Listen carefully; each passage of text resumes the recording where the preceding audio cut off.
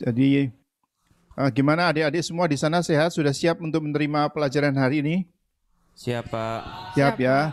Oke, jangan ada gangguan ya. Kalau ada bau atau ada apa itu jangan menunjukkan sikap-sikap yang kekanak-kanaan ya. Saya minta sekali lagi ya. Karena waktunya itu sangat singkat. Jadi dalam waktu 1 jam ini saudara harus perhatian penuh. Oke, setuju? Iya, Pak. Yuk kita buat perjanjian ya. Oke, silakan salah satu berdoa. Ya, mari kita berdoa. Bapa dalam surga, terima kasih Tuhan kesempatan kami pada pagi hari ini mau belajar ya Tuhan. Kau berkati ya Tuhan, Pak Tony akan mengajar kami, Engkau juga berkati setiap kami Tuhan yang akan mendengarkan. Biarlah kami boleh mengerti dan berikan hikmat untuk memahami pelajaran disampaikan Tuhan. Terima kasih ya Tuhan, kami sambut pelajaran ini dalam nama Tuhan Yesus. Amin. Ya, selamat pagi adik-adik semua. Jadi hari ini, kenapa? Pagi, Pak. Oh, soalnya egonya kelamaan. Terima kasih kita hari ini Pak Fendi berhalangan karena harus rekaman dengan khotbah itu ya.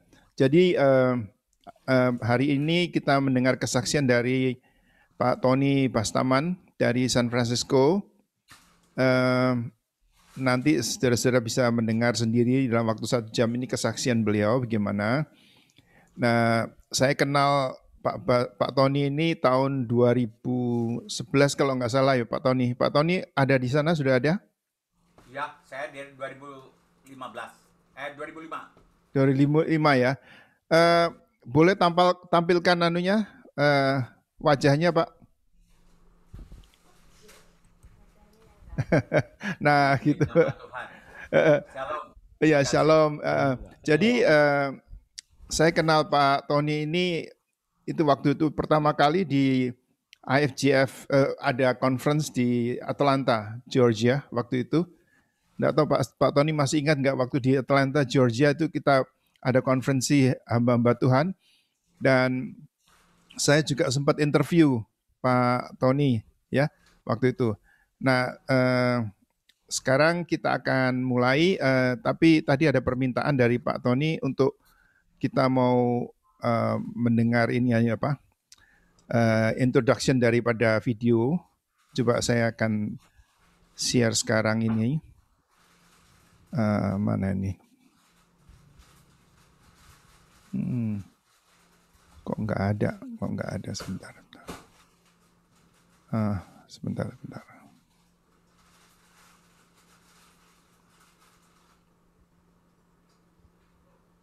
Tadi udah disiapkan tadi padahal. Ya.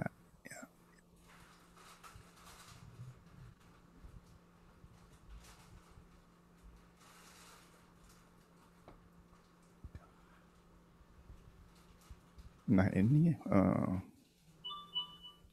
coba saya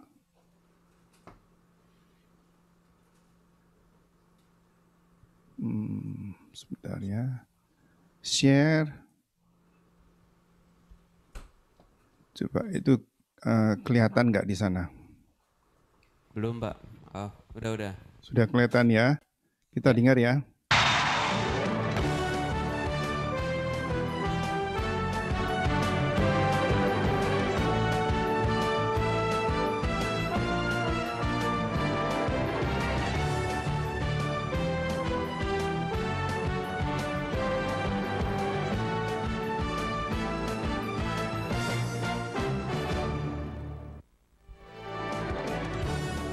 Hidupnya terbuang, membuat Tony Bastaman menikmati hidup di jalanan yang penuh kekerasan. Tumbuh di jalanan dan dia hidupnya begitu bebas. Dia terlibat dengan geng-geng anak-anak muda, dia pernah jadi preman dengan identitas motor besar. Dan apa sebenarnya yang dicari sih oleh Tony Bastaman ini? Segera kita akan saksikan kisah lengkap dari kehidupan Tony Bastaman.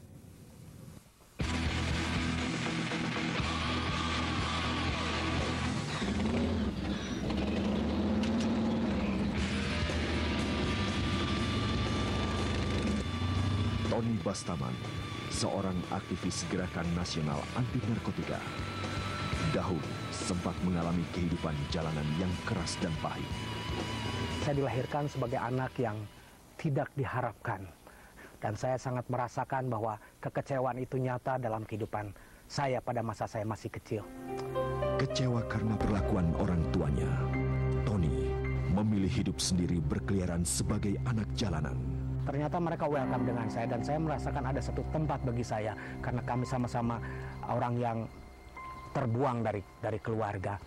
Kehidupan sebagai anak jalanan membawanya kepada penggunaan obat-obat terlarang.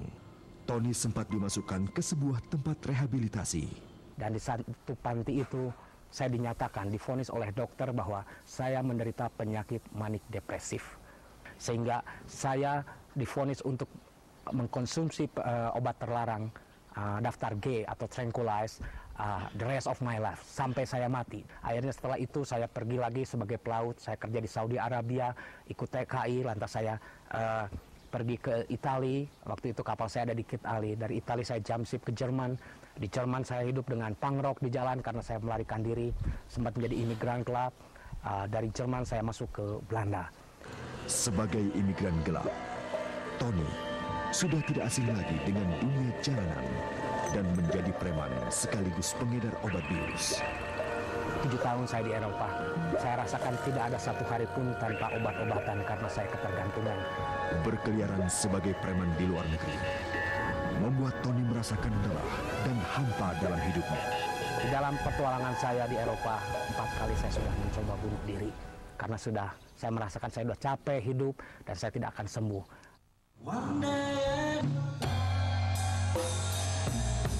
Suatu malam pada saat saya pulang nyanyi, saya nyanyi di satu Mexican restoran di King Cross di Sydney. Saya waktu itu sedang pulang jam 12 malam. Ada seorang wanita, orang Indonesia, menyapa saya. Dia katakan, "Mas dari Indonesia?" Saya bilang, "Betul, ada apa?" Saya sedang nyari penyanyi. Saya bilang, "How much you gonna pay me?" Akhirnya dia bilang, "Saya nggak bisa bayar emas, tapi saya akan kumpulkan kolekte." Di situ saya mulai mengerti ada sesuatu yang dia ingin katakan. Saya bilang, "Saya mau mengundang Anda." Lantas saya bilang, "Kenapa?" Lantas dia mengatakan, "Waktu you lewat restoran tempat saya kerja, seorang mengatakan, someone care for you, someone love you, his name is Jesus." Lantas saya melihat matanya dia. Pernyataan tentang kasih Tuhan yang disampaikan seorang gadis tersebut membuat Tony menyanggupi permintaannya. Akhirnya saya ikut dan saya menyanyi di persekutuan mereka. Waktu saya menyanyi di sana, gadis itu yang saya kenal namanya Paulina, Popo saya panggil dia. Lantas dia berdoa, "Tuhan Yesus, terima kasih untuk saudaraku Tony Bastama." Saya menangis, lantas saya katakan kepada mereka, "Terima kasih." Saya bilang, "Kalian itu baik."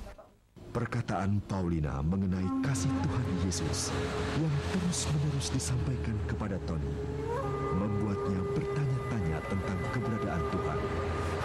Akhirnya saya kembali ke Melbourne.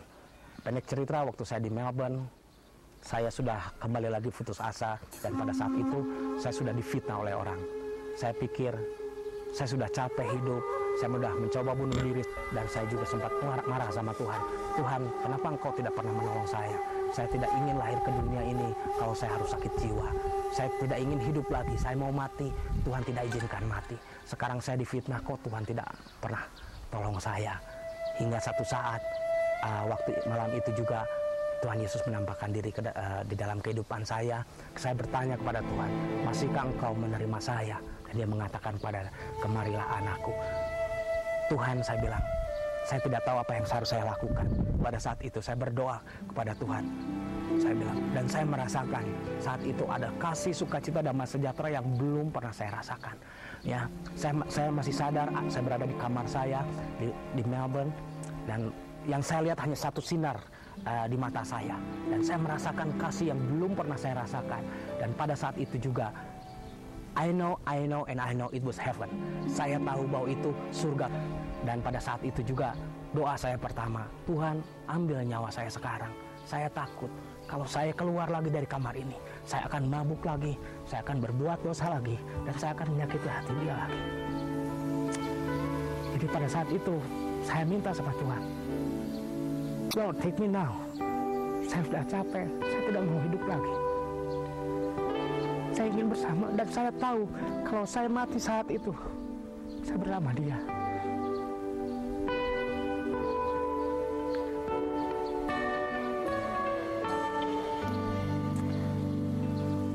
Sesungguhnya Tuhan itu terlalu baik bagi saya.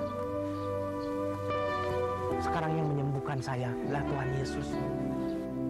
Saat itulah Tony menyerahkan hidup sepenuhnya kepada Tuhan Yesus sebagai juru selamat pribadinya. Bahkan terjadi perubahan dalam hidup Tony. Sampai satu hari, saya pun udah lupa ada satu orang hamba Tuhan yang kami undang. Pada saat itu, dia juga menantang teman-teman saya, bukan hanya untuk bergereja, tapi untuk menyerahkan hidupnya. Dan saya melihat teman-teman saya, mereka datang pada saat altar call, mereka berlutut di hadapan Tuhan. Bahkan sebagian dari mereka melemparkan pistolnya, melemparkan senjata apinya, senjata tajamnya. Mereka berlutut pada saat Tuhan menjamah mereka. Saya melihat kasih yang luar biasa. Dan dari situ saya mulai sadar bahwa ada sesuatu rancangan yang indah buat saya. Sebagai aktivis gerakan nasional anti narkotika, Tony Bastaman berperan penuh dalam mendirikan sebuah yayasan kesembuhan ketergantungan obat. Jadi apa yang pernah terjadi dalam kehidupan saya dan kesembuhan dan mujizat yang tadi, semua itu bukan karena gagah dan perkasa saya, itu semuanya karena kasih dan karunia Tuhan Yesus Kristus.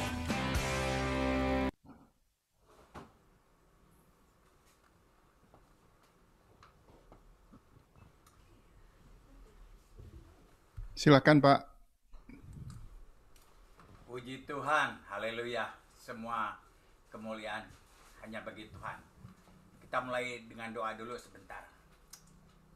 Tak cukup perbendaharaan kata untuk mengucap syukur kepada Engkau Tuhan. Segala perbendaharaan kata kami tak cukup Tuhan. Apapun yang kami lakukan buat Engkau tak cukup Tuhan. Terima kasih atas keselamatan, penyertaan, bahkan hajaran-hajaran-Mu pun Tuhan. Karena Engkau juga menghajar anak-anak-Mu yang Kau kasihi. Nama-Mu saja dipermuliakan Tuhan. Urapi hamba-Mu dalam nama Yesus, kami ucap syukur dan berdoa. Amin. Puji nama Tuhan, saudara kekasih. Itu kejadiannya 7 tahun. Setelah di Eropa saya tinggal 7 tahun, 7 tahun saya di Australia. Tidak ada yang bisa saya banggakan. Hampir 10 hukum Taurat pernah saya langgar. Hampir. Saudara kasih. Ya. Dan besoknya saya datang ke gereja. Waktu saya datang ke gereja, di Melbourne itu Indonesian Community hampir semua kenal saya. Saya orangnya heboh, saudara. Saya kemana-mana bawa anjing herder, pakai mobil besar, ya pakai aksesoris Harley. Waktu saya datang ke gereja, saya nggak boleh masuk. Katanya, Ton, ini bukan masjid. Katanya, ini gereja. Ya saya tahu, saya bilang. Saya harus bersaksi dulu masuk gereja ini. Dalam hati saya susah banget masuk gereja. Pertama saya masuk gereja. Ya harus saya kesaksian dulu. Semalam saya disembuhkan, saya sembuh dari narkoba. Saya 15 tahun saya pakai narkoba. Nggak ada satu hari tanpa obat tanpa narkoba. Saya disembuhkan dari ilmu-ilmu hitam saya. Dari Madura sampai Banten, saya pernah tidurin kuburan keramat. Karena saya dulu pengen sakti, sudah kasih ya. Ilmu hitam, ilmu putih, saya punya ilmu namanya Syekh Abdul Qadir Jailani. Sahabatnya Nabi Muhammad yang paling sakti. Jadi kemana-mana saya dapat kerja gampang. SMA nggak tamat, saya bisa kuliah di Australia. Semuanya, karena saya punya ilmu kesaktian saya. Lantas saya disembuhkan dari, saya sudah sakit jiwa. 2 kali saya masuk rumah sakit jiwa di Eropa, di Australia. Dan dokter di Eropa ini bukan dokter puskesmas, bilang kamu nggak akan bisa sembuh sampai mati, kamu harus minum obat penenang, legal drug or illegal drug. Jadi ketiga-tiganya saya sembuh. Kakek saya itu seorang jawara, guru silat. Dia ngajarin saya, kalau kamu ngadu ilmu, kamu menang, belajar sama dia. Kalau kamu kalah, kalau kamu menang, ajarin dia. Kalau kamu kalah, belajar sama dia. Itulah dunia Kang Au ya, dunia persilatan. Jadi waktu ilmu saya rontok sama Nabi Isa. Pertama waktu saya disamperin sama Nabi Isa, saya bilang, not human, I didn't call you, okay? Bukan Anda yang saya panggil, I call Allahu Akbar, but since you are here, can you heal me? Saya bilang, mumpung kamu lagi di sini, saya bilang, kamu benar Nabi Isa? Saya bilang, sembuhin saya. Di situ saya diruqyah, saya doa pelepasan selama 2 jam, dan semua ilmu saya keluar selama 2 jam itu. Susuk saya 14 biji keluar benang hitam, semua ilmu-ilmu saya. Dan setelah itu saya sembuh, nggak ada pendeta, nggak ada siapapun juga. Dan jadi besoknya saya datang ke gereja, saya nggak boleh masuk, saya kesaksian dulu. Setelah kesaksian baru boleh masuk, digeledah dulu seperti mau masuk airport. Dalam hati saya, susah amat masuk gereja ya. Akhirnya saya duduk paling belakang ya. Air mata saya 15 tahun saya sudah nggak pernah nangis ya. Waktu saya di rumah saya menangis terus karena saya ini anak bungsu yang nggak pernah dikasihin sama orang tua saya keras gitu ya. Jadi I was nobody home. Saya ini bukan anak yang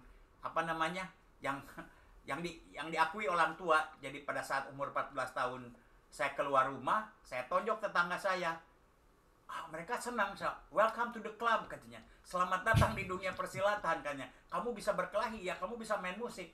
Saya tahu itu wrong crowded ya, maksudnya pergaulan yang buruk, dan saya tahu kemana. Tetapi di situ saya diterima ya, karena saya di rumah nggak diakui, di situ saya diterima. Jadi waktu saya masuk ke gereja, saya hanya menangis. Sudah 15 tahun air mata saya kering ya, saya nggak tahan, air saya mata dry, menangis. Dan saya lihat, wah itu orang baik semua ya. I'm not belong to these people. Saya rasanya bukan bagian daripada mereka. Saya lihat pendetanya pakai jubah hitam, pakai ininya putih. Nggak mungkin saya pikir jadi pendeta, saya bilang. Saya lihat majelisnya pakai jas, pakai dasi. Ada teman saya di situ namanya Pak Yanto. Setiap malam minggu dia buka main judi di rumahnya. Oh, orang Kristen itu boleh main judi. Ternyata nggak boleh, saudara kasih ya. Waktu itu ternyata ya gerejanya nggak lahir baru ya. Lantas saya samperin, setelah kebaktian saya samperin pendetanya. Ternyata pendetanya tahu saya juga, nggak kenal tapi tahu saya. Pak Pendeta, izinkan saya gosok WC gereja. Saya merasa nggak layak. Pak Pendetanya bilang, terima kasih Ton, terima kasih, pulang aja. Takut, saudara kasih keyboardnya saya bawa pulang, dibersihkan semua. Itulah di mana-mana saya ditolak, di keluarga ditolak, di masyarakat ditolak, bahkan di gereja pun saya sering ditolak. Ya, tapi saya loncat, kejadiannya itu tahun 91, nanti saya loncat 10 tahun kemudian, setelah saya jadi hamba Tuhan, saya buka rehabilitasi narkoba non-profit. Tidak pakai tarif rehabilitasi saya. Semua staf saya digaji, nggak digaji pelayanan, dan saya orang terakhir dapat gaji. Satu-satunya gereja. Dan puji Tuhan, hari ini sudah kita baptiskan lebih dari 900 dan 40 sudah jadi pendeta. Beri kemuliaan dulu buat Tuhan Yesus Kristus. Amin. Terima kasih. Setelah 10 tahun kemudian, tahun 2001, pertama saya ke Amerika. Saya diundang ke Amerika. Saya ada studi perbandingan di rehabilitasi terbaik di Amerika, namanya Teen Challenge. Waktu itu pintu gerbang saya, pintu kamar saya diketok. Pastor Tony Muhammad Bastaman, who are you? Katanya, siapa kamu? Siapa saya? Aku juga bingung, saya bilang. Biasa saya tidur di got mabok, saya sekarang bangun tidur, astagfirullahaladzim, saya bilang. Saya ini jadi orang Kristen murtad. Saya lihat, oh saya ini pendeta, saya perlu waktu 5 menit gitu ya, sadar siapa diri saya. Ada apa? Saya bilang. Lantas dia katakan, United Nation, Perserikatan Bangsa-Bangsa, telepon kami. Anda diundang berbicara di Persatuan Perserikatan Bangsa-Bangsa. Di situ saya tersungkur di kaki Tuhan. Semua menolak saya. Tapi ada satu yang tidak pernah nolak saya. Saudara tahu namanya siapa? Yesus Kristus. Jika engkau mendengar firman Tuhan pada hari ini dan engkau lakukan dengan setia, aku akan mengangkat engkau di atas bangsa-bangsa. Di atas bangsa-bangsa. Tuhan tidak pernah menjanjikan kepada kita untuk memakan remah-remah roti. Aku akan mengangkat engkau above the nation, di atas bangsa-bangsa. Kita yang berbicara, bukan kita pendengar. Nah, saya ini bukan pengkhotbah. Saya ini saksi Kristus. Menyatakan bahwa Alkitab itu ya dan amin. Yesus nggak pernah bohong. Di Al-Quran, Isa Al-Masih itu adalah dimaksum. Dimaksum itu tidak berdosa. Jadi kalau saya membuktikan bahwa dia nggak pernah dosa, tetapi ada syarat yang harus dibayar. Nah, kembali lagi saya mundur. Ya, waktu itu Begitu hausnya, mulut saya udah nggak bisa ditahan lagi. Di mana-mana saya bersaksi, di konsulat saya bersaksi, ke persekutuan saya bersaksi. Baru 3 minggu pengkhotbahnya nggak datang, ya. Lantas saya bersaksi, ya. Waktu saya bersaksi, saya pikir lagi, sekalian aja khotbah. Waktu itu kebetulan di rumah saya, ya. Bagi saya, ya khotbah mah sama aja, dulu pakai Al-Quran sama pakai Alkitab. Saya baru baca kitab Mazmur dan Selamat Pagi Roh Kudus, baru jadi Kristen 3 minggu. Tahu-tahu ada teman saya datang, Ton doain gue. Gimana doanya? Aku nggak ngerti doanya gimana. Saya bilang, surat ayat kursi gue tahu nih. Saya bilang, surat Yasin saya tahu. Akhirnya saya pelukin aja, Tuhan Yesus, kau sembuhin aku, sembuhin dia dong. Tahu-tahu dia mulai manifest. Wah, saya bilang, hebat amat. Saya nggak ngerti doa Kristen itu kayak apa. Satu lagi nyamperin saya, Ton, doain aku juga. Oleh bulir-bulirnya engkau sembuh. Mas Tony, bukan bulir-bulirnya, bilur-bilurnya. Oleh bulir-bulirnya aja sembuh, saudara kasih, apalagi bilur-bilurnya. Saudara kasih, wah saya itu begitu hebat ya, saya mau berguru nih. Karena dari dulu saya pengen sakti. Doa saya pertama, Nabi Muhammad, punten, saya mau, ilmu saya kalah sama Nabi Isa, saya mau berguru sama dia. Ya, itu aja di otak saya, di pikiran saya. Nah, jadi kembali lagi, kemana-mana saya bersaksi, saudara kasih. Ya, banyak teman-teman saya yang bertobat ya. Lantas saya 4 tahun kemudian saya pulang ke Indonesia tahun 94. Ya, tahun ke-19 waktu itu murtadin jarang. Ya, jadi laku saya di Bali itu. Diundang dari persekutuan ke gereja, dari gereja kecil sampai gereja besar. Ya, Pak Tony jangan lama-lama ya. 10 menit, 15 menit, mulut gak bisa ditahan, jadi 1 jam, 1 jam setengah. Pendetanya bilang terusin aja sekalian khotbah. Jadi gitulah yang terjadi, ya, nggak bisa ditahan mulut itu, ya. Jadi waktu itu udah direkam, saya belum sekolah Alkitab, sudah direkam, saya kemana-mana, modal saya 2 pelepasan, tengkang sini, tengking sini, jadi Ghostbuster saya di sana ya, di Bali itu. Nah jadi waktu itu udah beredar kaset saya, direkam, masih kaset, baru kaset, VCD baru keluar, VHS, udah beredar kemana-mana. Tahu-tahu ada gereja di Amerika, pelayanannya Harley Davidson. Semuanya Harley Davidson di Los Angeles, namanya Set Free Church. Ya, Set Free Church itu pelayanan Harley Davidson. Pendetanya geng Harley, semuanya pakai tato, lagunya Rolling Stone, tapi diganti sama lirik-lirik Kristen, saudara kasih. Jadi untuk namanya To the Jew like the Jew, namanya kontekstualisasi. Ya, kepada Yahudi seperti Yahudi. Nah, semuanya anak Harley. Lagunya The Beatles, diganti Rolling Stone. Tapi mereka bertobat total, lahir baru. Ya, no drink, no sex, no drug, no fight. Kita nggak ganti baju. Saya belum sekolah Alkitab. Karena mereka memantau, tahu-tahu saya ditahbiskan. Wah, saya bilang, ada apa nih? Certificate of Ordination. Saya juga nggak ngerti, ini apa artinya? Wah, kamu ditahbiskan. Kebetulan ini ada nih. Soalnya kalau di YouTuber tuh disangka saya pendeta abang-abang. Ini buktinya, nanti kalau ada yang nanya ya. Sertifikat 7 pendeta menandatangani, saudara kasih. Ya, wah saya juga bingung. Di Bali pro dan kontra. Pak Tony nggak bisa jadi pendeta, belum sekolah Alkitab. Saya juga nggak pengen jadi pendeta, bukan saya merendahkan diri, saya ini tahu diri. Saya bilang, ini urusannya bagaimana? Saya telepon pendetanya, Pastor Phil, I never been to Bible school. Ton, katanya, waktu kami berdoa, nama kamu keluar. Nah itulah Pentakosta ya, dengar suara Tuhan. 7 pendeta menandatangani untuk saya melayani Harley Davidson di Bali. Ya, jadi kembali lagi pro dan kontra. Akhirnya pendek cerita, saya ketemu Pastor Denny Hanafi. Saya dapat beasiswa di Harvard di Jakarta. Waktu saya sekolah Alkitab, ya, saya baru sadar khotbah saya, kesaksian saya yang sudah beredar, banyak yang salah, sudah kasih. Waduh, cilaka nih, sudah kasih ya. Ya, salah-salah aja orang pada sembuh, salah-salah aja orang pada bertobat, sudah kasih. Saya mau kasih tahu sama saudara, orang bertobat, orang sembuh bukan karena kita pandai merangkai kata-kata. Ya, orang bertobat, orang sembuh karena ada hadirat Allah. And God dwelling with your broken heart. Allah hanya bergaul dengan hatinya yang hancur. Ya, kalau hati Amen. Saudara nggak hancur, ya, jangan saudara akan mimpi akan dipakai dengan Tuhan. Ya, Raja Daud. Kita tahu Nabi Daud, seorang raja yang terkenal, bahkan keturunannya Isa dari Daud. Dia punya dosa yang menjijikkan, saudara kasih. Ya, maaf, istri orang ditidurin, ya suaminya disuruh perang. Wah, saya bilang, ya, kita juga preman, kita nggak percaya nidurin istri orang dulu sebelum kenal Tuhan. Kok Raja Daud sampai begini dosanya? Ya, tetapi apa yang dilihat Tuhan di mata Raja Daud? Apa yang dilihat Tuhan Raja Daud? Aku menampung tetes air matamu di kirbatku. Pada saat Daud bertobat, dia hatinya hancur. Yang Tuhan lihat bukan dosanya lagi. Aku menampung setiap tetes air matamu di kirbatku. Kirbat adalah tempat minumnya Tuhan. Jadi kalau saudara bertobat nggak hancur hatinya, saya tanda tanya besar. Ya, pada saat tiap hari sampai hari ini aku tersungkur di kaki Tuhan. Tersungkur di kaki Tuhan. Ya, pada saat merendahkan diri, sudah kasih. Ya, Tuhan datang kepada ada dua orang datang kepada Tuhan.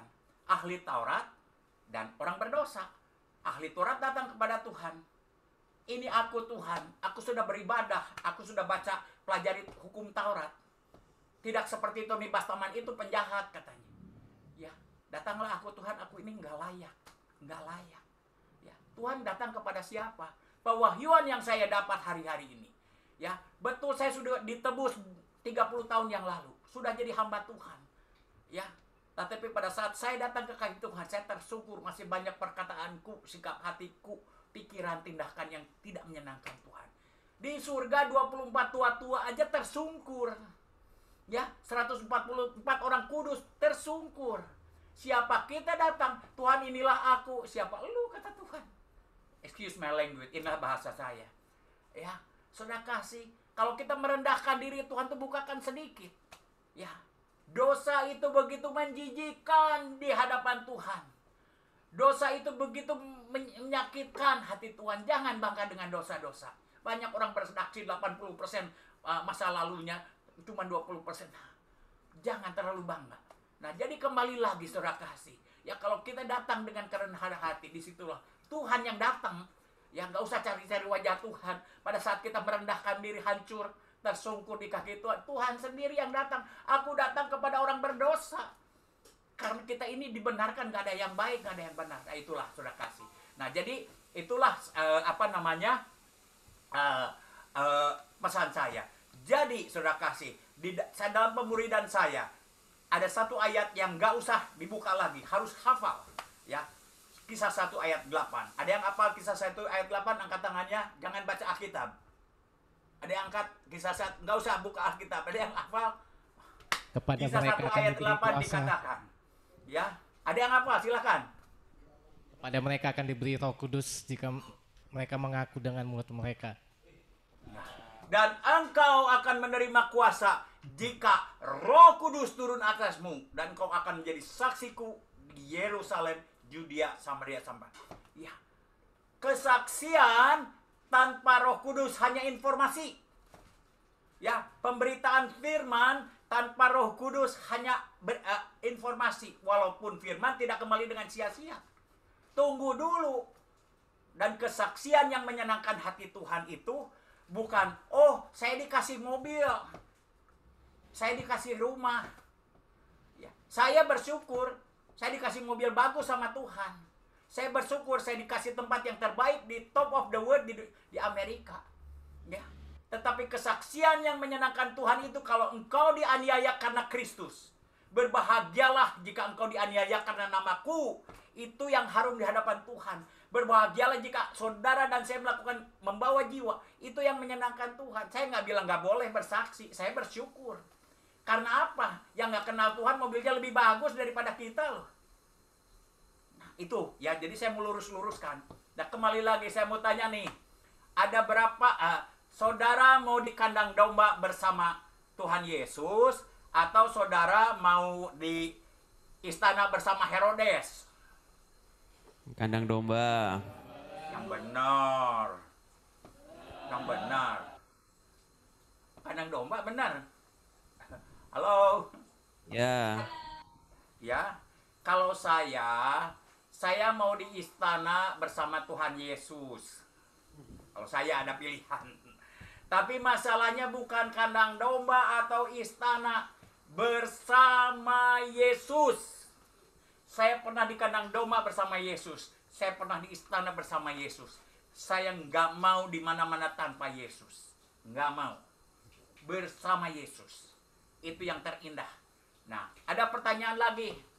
Ada berapa di sini saudara yang mengasihi Tuhan Yesus? Angkat tangannya. Masya Allah, Masya Allah, Masya Allah. Ada berapa di sini yang sudah melakukan segala perintah Allah? Angkat tangannya. Astagfirullahaladzim. Coba buka dengan cepat Yohanes 14 ayatnya ke-15. Ya. Saya nggak usah dalam-dalam deh, lakukan aja basic. Ya. Yohanes 14 ayat ke-15. Ya. 1, 2, 3. Jikalau kamu mengasihi aku, kamu akan menuruti segala perintahku. Ya, segala perintahku. Ya.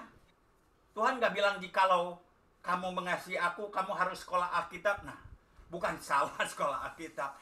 Engkau akan melakukan segala perintahku. Perintahnya nggak mudah. Di perjanjian lama, ya, gigi ganti gigi, mata ganti gagak, ditonjok boleh nonjok lagi. Tidak ada seorang pun bisa melakukan dengan hukum raut diselamatkan. Kesalehanmu bagaikan kain kotor, apalagi perjanjian baru. Ditabok pipi kiri, kasih pipi kanan. Ya, nggak mudah dikasih pipi.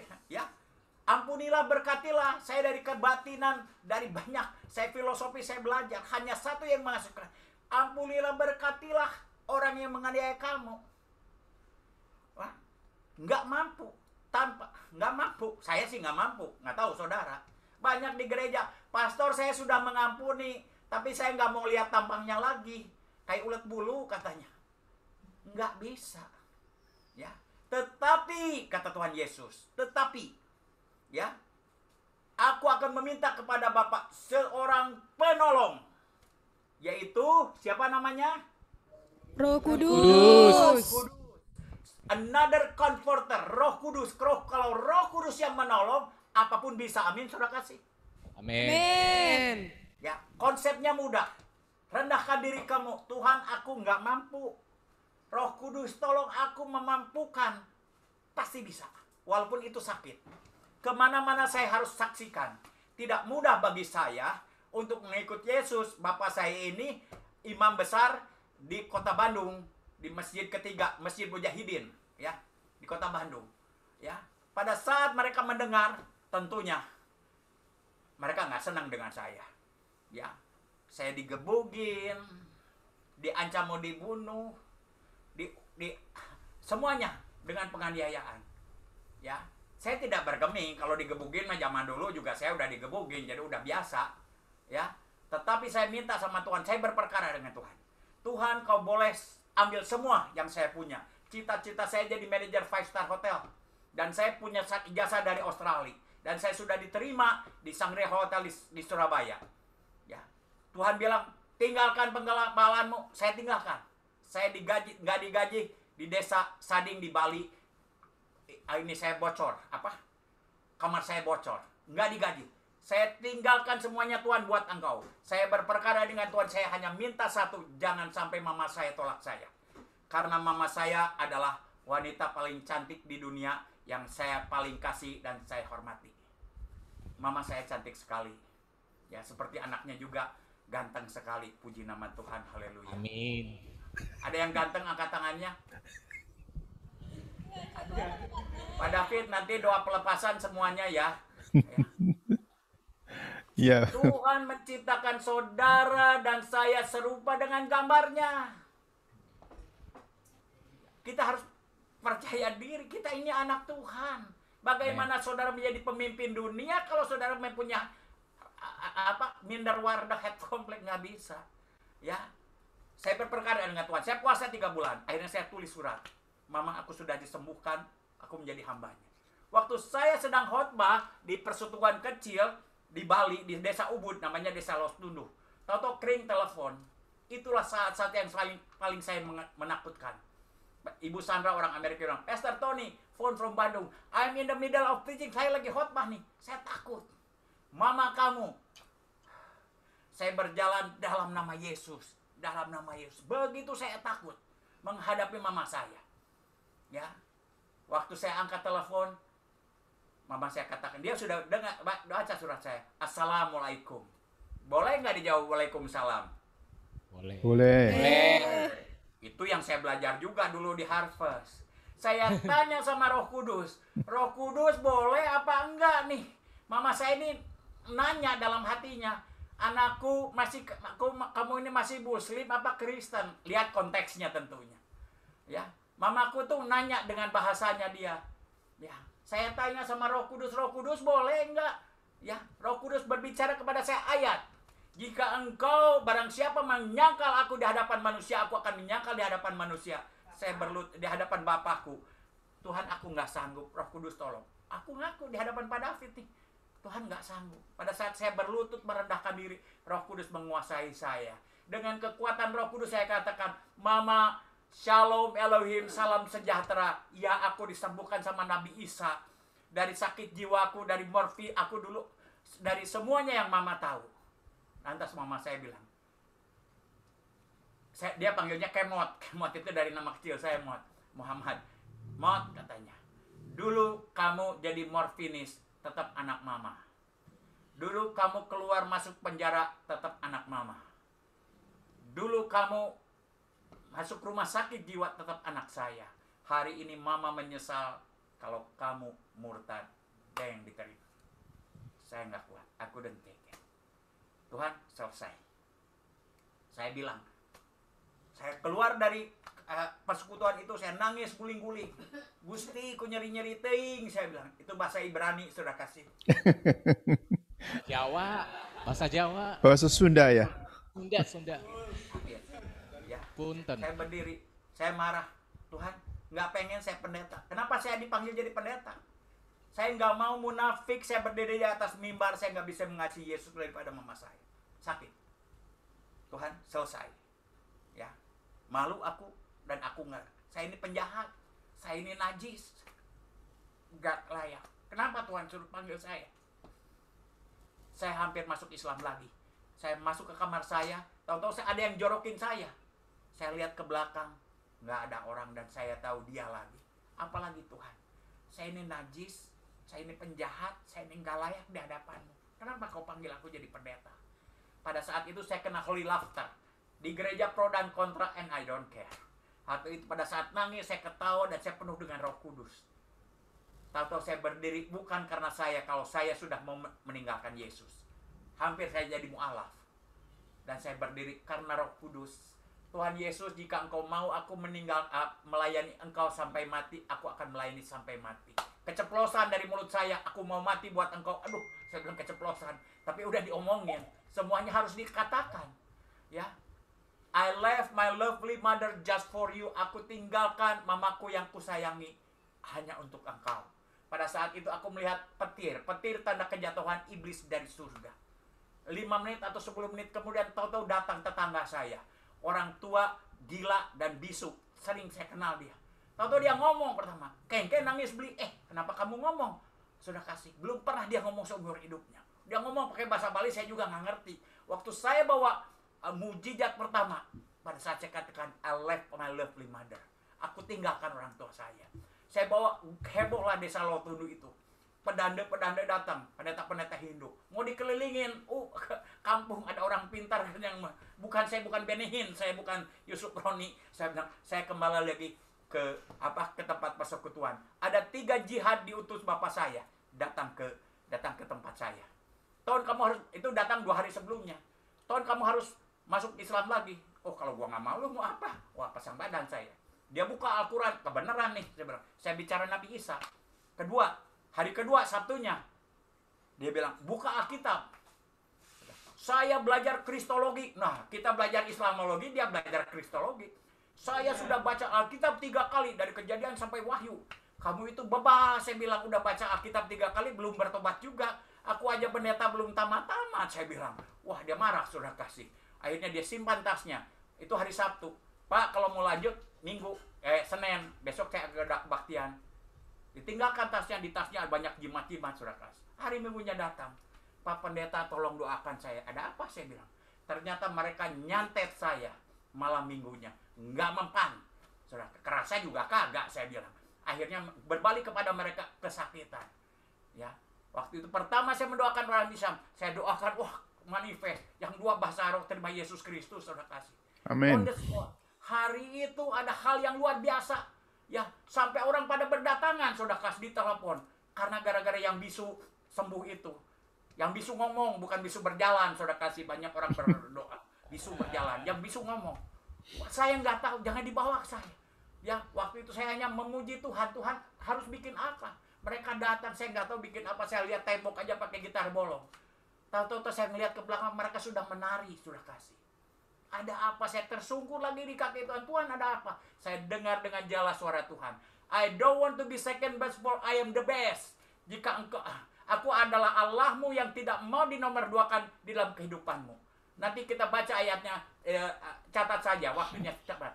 Matius 10:37. Jika engkau mengasihi bapamu, ibumu, anak laki-laki, anak perempuan, lebih daripada aku, kata Tuhan Yesus, engkau tidak layak bagiku. Ini adalah syarat. Ada 5.000 janji Tuhan buat saudara dan saya. Yesus nggak pernah bohong, janjinya pasti digenapi kalau kita lakukan bagiannya. Tapi ada syaratnya semua itu, yaitu Tuhan tidak mau dinomorduakan. Tuhan, nah pada saat saya Tuhan, karena Roh Kudus saya katakan, Tuhan, jika engkau mau mengasihi jika engkau mau aku melayani engkau, aku tinggalkan mamaku hanya untuk engkau. Yesus gak mau dinomorduakan. Pasti proses saudara dan saya berbeda. Pada semenjak itu saya melihat mujizat demi mujizat. Nah, kembali lagi saudara kasih, ya, setelah saya sekolah Alkitab, itu syaratnya. Jadi konsepnya, Tuhan, saya mau menjadi pelakumu, ya, tetapi saya nggak sanggup. Roh Kudus tolong. Sakit ya sakit, tapi Roh Kudus akan menolong saudara dan saya menjadi pelaku firman-Nya. Dan saudara bukan menjadi orang yang biasa-biasa. Saudara menjadi orang yang extraordinary, orang yang luar biasa. Ya, saudara akan menjadi history maker. Ya, history maker.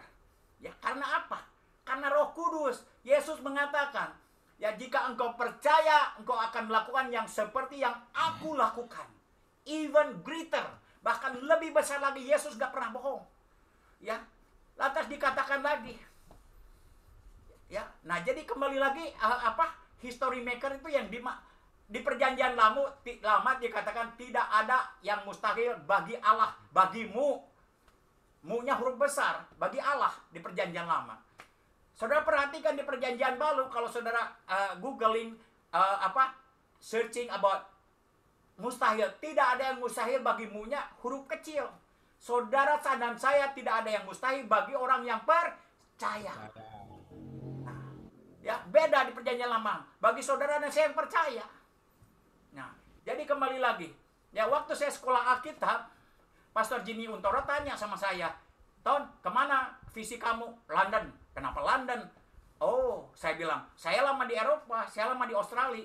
Ya berdoa aja kalau dari Tuhan, kita kirim kamu ke London untuk buka IFGF di London. Wah, senang dong mau dikirim ke London ya. Saya semangat. Tahu-tahu di tengah-tengah ditelepon. Ton, katanya, Lombok perlu orang. Nah, Lombok, no. London, sir. London, saya bilang. No, Lombok, puji Tuhan. Saya berdoa, nggak jadi dikirim ke Lombok, sudah kasih. Ya, tahu-tahu hampir selesai, saya dipanggil sama Pastor Edo di Bandung. Pak Tony bantu saya. Dalam 3 minggu saya baptiskan 17 preman besar di Cimahi. Ya, udah Pak Tony buka aja AF di Cimahi. Nah, Cimahi. Saya nggak mau, saya ke Cimahi, saya bilang. Nggak nyambung. Sampai saya berdiri. Saya bukannya sombong. Saya mau jujur. Ya, saya nggak mau munafik. Saya nggak mau ke Cimahi. Nggak nyambung. Dari umur 16 tahun saya di luar negeri. Ya, saya bergaul dengan drug dealer internasional.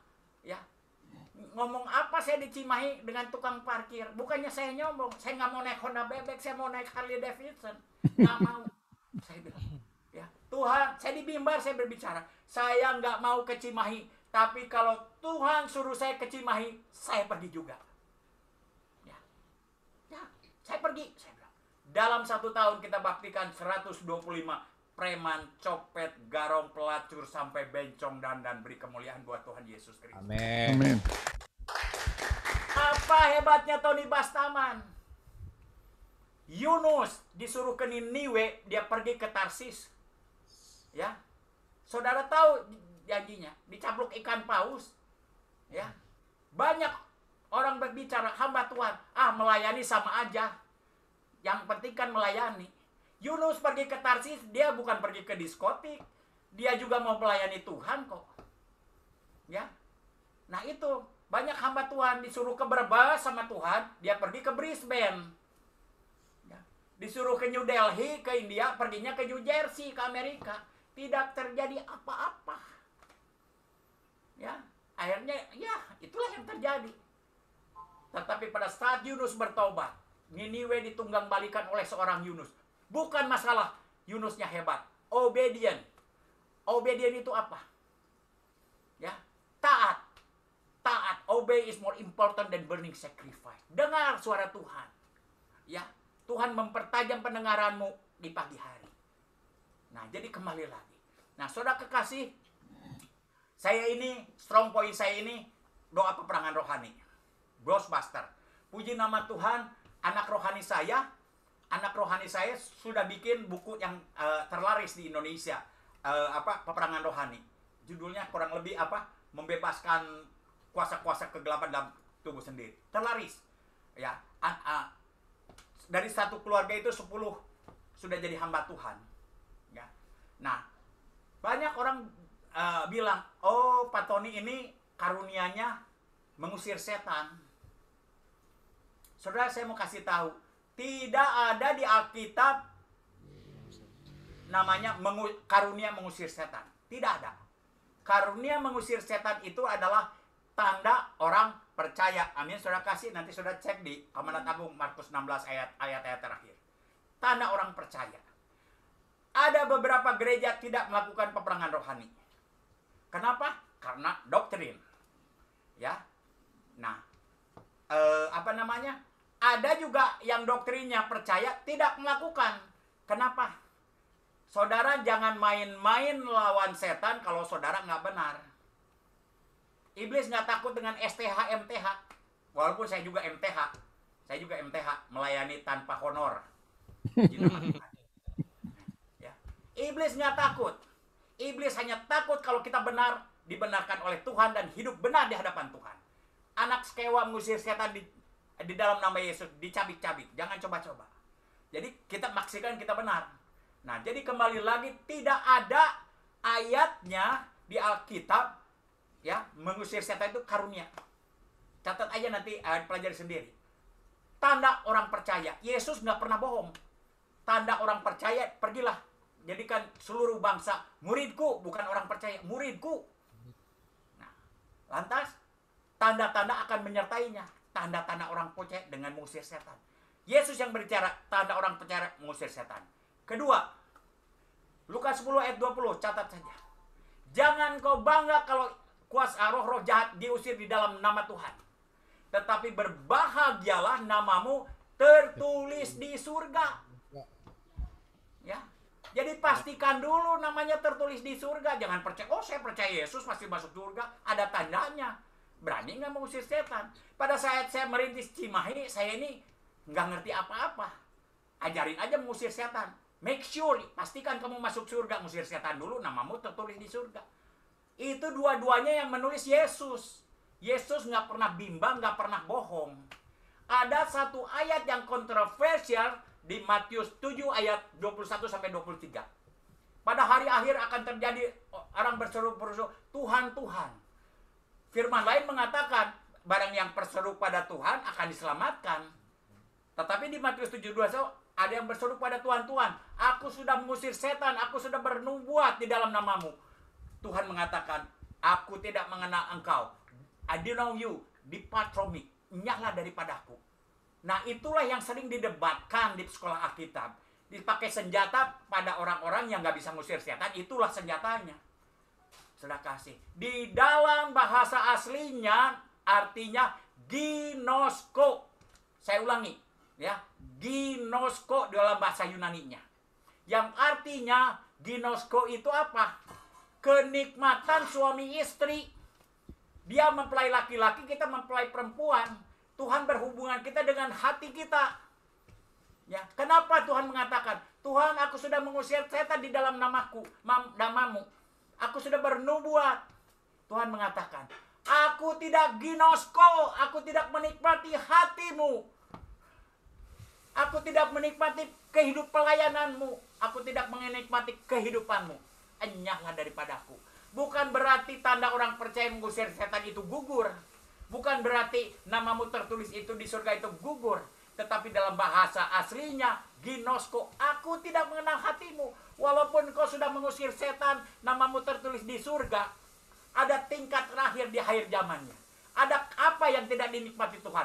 Kesombongan, mencuri kemuliaan Allah, membuat hati Allah tidak. Ya, banyak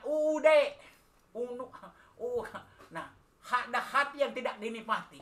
Nyala daripada aku tidak menikmati. Kau tidak melakukan, disuruh ke Brebes, perginya ke Brisbane. Nah, saudara kasih, hari-hari ini biarlah hati kita dinikmati, kehidupan kita dinikmati. Nah, jadi kembali lagi saudara kasih, banyak hal di dalam proses kedagingan kita diproses. Tuhan akan mengizinkan kita diuji. Ya, bahkan saya beberapa kali saya difitnah oleh orang gereja. Bahkan oleh pendeta, maaf, saya terbuka aja. Pernah diizinkan difitnah oleh pendeta. Seringkali Tuhan saya mundur aja. Daripada saya berantem di gereja, lebih baik saya mundur. Fitnah lebih kejam dari pembunuhan. Itu kata agama saya dulu. Tapi Tuhan selalu berkata kepada saya, jika engkau mengasihi aku, jangan tinggalkan pelayananmu. Tuhan artinya apa? Aku harus mengampuni, memberkati. Dengan tetesan air mata, dengan aduh Tuhan, dia fitnah saya, nggak sanggup Roh Kudus mampukan, sakit. Ya, pada saat aku mengampuni, memberkati itu sakit sekali. Ya, itulah korban bakaran yang terbaik bagi Tuhan. Daging kita, Allah adalah roh, kita ini daging. Ya, kita ini daging. Ya, kalau kita mau dekat dengan Allah, relakan kedagingan kita diinjak-injak.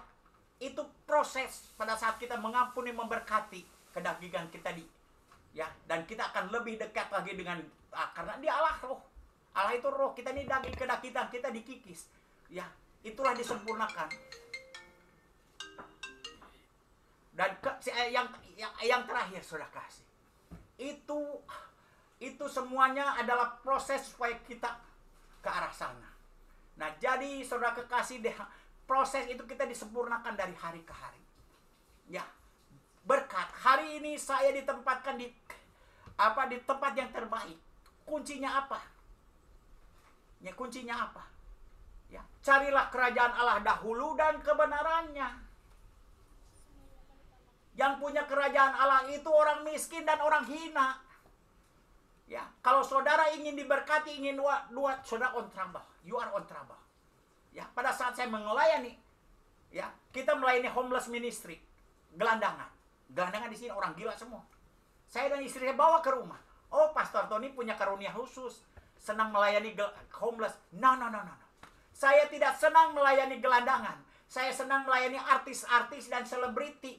Karena saya mengasihi Tuhan Yesus. Saya akan lakukan apapun juga yang menyenangkan hati Tuhan Yesus. Kepala saya hal-hal di Indonesia. Di Pakistan, saya baru pergi ke Pakistan. Karena saya mengasihi Tuhan Yesus. Kalau saudara dengar hikmat dari Tuhan, you are on trouble. Hikmat manusia itu jangan cari masalah. Tapi hikmat Tuhan itu cari masalah. Aku akan mengutus engkau bagaikan domba di tengah-tengah serigala. Saudara menjadi masalah.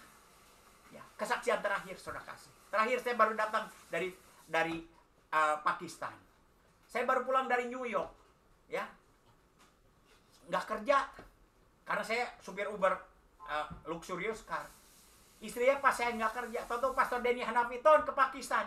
Wah, nggak punya uang. Ya, puji nama Tuhan.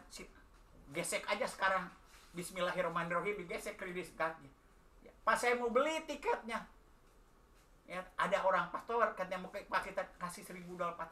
Saya dinubuatkan katanya, pastor saya melihat pintu besi, banyak orang bertobat, orang Islam, orang buta melihat, amin. Nah, hari pertama saya datang, ya saya satu session, Pastor Denny Hanafi satu session, ada pendeta nyamperin saya pakai kacamata hitam. Oh malam-malam, saya pikir dia pengen maaf ya orang Pakistan kan, dipikir saya orang Amerika banyak duitnya, nyampe ngikutin saya terus, ya. Jangan-jangan mau minta duit. Ada apa? Saya bilang, oh saya mau buta nih, tinggal 10%. Oh ya, saya bilang, ya udah saya doakan. Tidak terjadi apa-apa. Satu hari saya khotbah 3 kali, ya. Jam 10 selesai, sampai pagi diundang ke rumah-rumah orang Islam, ya. Sudah kecapean 3 hari, pas hari Minggu Pastor Denny Hanafi bikin KKR. Pastor Denny saya nggak bisa datang, maaf ya saya udah kolaps, nggak kuat. Nggak bisa Ton, katanya harus datang. Akhirnya saya paksa ngantuk, saya tidur. Heboh, yuk di hall besar, ya. Wali kota datang, saya udah ngantuk begini. Tahu Pastor Denny bilang, Ton Roh Kudus bicara sesuatu nggak? Ada, saya bilang. Ya kamu maju setengah jam. Wah, saya belum siap. Sampai waktu saya naik ke panggung pun, aduh kesaksian mana nih? Ya, tahu waktu saya naik ada orang lari-lari, Pastor Tony, katanya, ada apa? Saya bilang, ada apa? Dia bilang, remember me? Enggak, saya yang didoakan, ya, yang kemarin tinggal 10%, sekarang 80%, hampir 100%. Buta rohani, buta semuanya dikasih mimpi dan visi.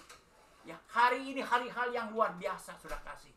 Jadi kembali lagi sudah kasih satu, ya, hati kita, ya. Jangan khotbah dulu sebelum sebelum kita lakukan. Jadi saksi pelaku firman. Dan terakhir, anak-anak sekolah Alkitab, jangan cari mimbar. Kalau saudara satu hari jadi pendeta, jangan cari mimbar. Cari sapu. Nanti Tuhan yang akan kasih mimbar. Kalau Tuhan yang kasih mimbar, ada sesuatu hal yang luar biasa terjadi. Amin. Dalam nama Yesus Kristus. Sudah hampir habis waktunya ya Pak. Beri kemuliaan dulu buat Tuhan Yesus Kristus. Hari ini sebagai penutup, kita menjadi history maker. Ya, salah satu ketua BNN, anak rehabilitasi saya, 2 bencong dandan sudah jadi pendeta. Amin. Dunia impossible, ya.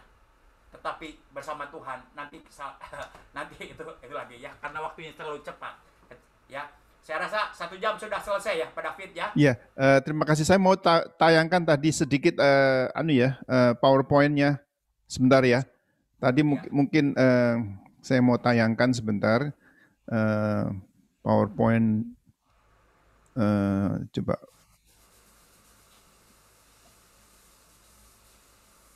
Atau kelihatan nggak di sana? Ya, ini orang kusta. Ya, saya nggak tahu orang kusta udah nyampe rumahnya, baru saya tahu. Ya, aduh orang kusta nih. Ya, puji nama Tuhan, karena saya tadinya mau doa jarak jauh, tahu-tahu tangan saya ngejulur sendiri. Puji nama Tuhan, ya. Ini apa nih? Ini banyak orang-orang pelayanan-pelayanan di rumah-rumah. Ya. Rumah-rumah di gereja. Ini lagi pelayanan sama Ya, Pak Dani ya. Ya, Denny Hanafi. Pak Dani. Ya, ini anak-anak pada kenal semua karena sudah berapa tahun ini, 2 tahun diajar terus. Ya.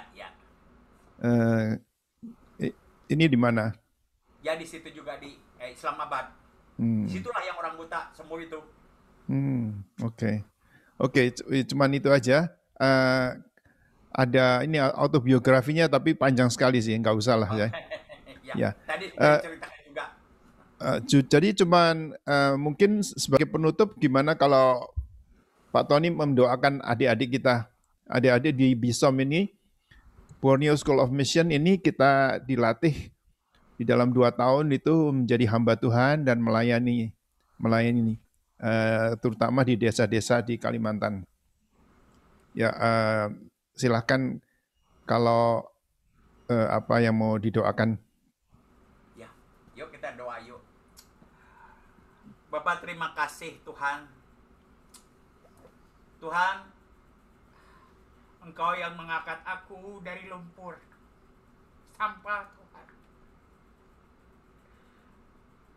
Begitu najis dan jijiknya aku di matamu, bahkan manusia pun menganggap aku sampah. Tapi Engkau tidak pernah berdusta, bulu yang terkulai. tidak akan kau patahkan semangat yang pudar. Tuhan, karena Engkau mengasihi aku mengasihi Engkau Tuhan. The power of love, kuncinya adalah mengasihi. Tuhan, aku mengimpartasikan kepada anak-anakku, adik-adikku Tuhan. Biarlah mereka hatinya dinikmati, motivasinya ingin jadi hamba Tuhan karena mengasihi Engkau. Bukan mengasihi ingin berkhotbah, bukan mengasihi ingin hidup enak. Tidak Tuhan, mengasihi Engkau. Sehingga mereka boleh mengatakan, kemanapun Kau kirim aku mau Tuhan. Apapun yang ingin Kau lakukan aku mau. Proses apapun Kau mau Tuhan. Dan biarlah mereka taat, dengar-dengaran dengan Tuhan dan taat. Itulah yang paling menyenangkan hati Tuhan. Dan biarlah lewat penderitaan, karena tidak ada kemuliaan Allah tanpa penderitaan. Dan Kau harus menderita untuk Kristus. Ya, memikul salib, mengikut Yesus. Jangan hanya dipandang salib itu, dipikul kata Tuhan. Bapa, hamba-Mu berdoa setiap anak Tuhan. Lewat kesaksian hamba-Mu, Roh Kudus Kau bekerja, kuasai mereka Tuhan. Motivasi mereka diluruskan, hati mereka dikuduskan, dimurnikan. Biarlah hati mereka dinikmati oleh Engkau. Dan Engkau sendiri yang mengangkat mereka Tuhan. Anak-anakku ini, hamba berdoa kiranya apa yang tidak pernah Engkau pikirkan, apa yang tidak pernah ada yang di dalam hatimu, itulah yang Tuhan sediakan bagi orang-orang yang mengasihi Engkau. Roh Kudus, ajar kami semua untuk mengasihi Engkau dengan cara-Mu. Terpujilah nama-Mu, di dalam nama Yesus Kristus kami ucap syukur dan berdoa. Amin. Ya Rabbal Alamin. Haleluya. Terima kasih. Ada waktu beberapa menit. Kalau ada adik-adik yang mau ngasih komen atau mau bertanya, silahkan. Ada nggak yang bertanya? Atau mau bertanya atau mau kasih komen juga boleh. Nggak ada? Nggak ada, Pak. Nggak ada, Pak. Nggak ada. Ya, terima kasih Pak Tony. Ya. Karena pada pagi hari ini, kalau di San Francisco sekarang sudah jam berapa? Jam 6 ya? Jam 6 sore di waktu San Francisco.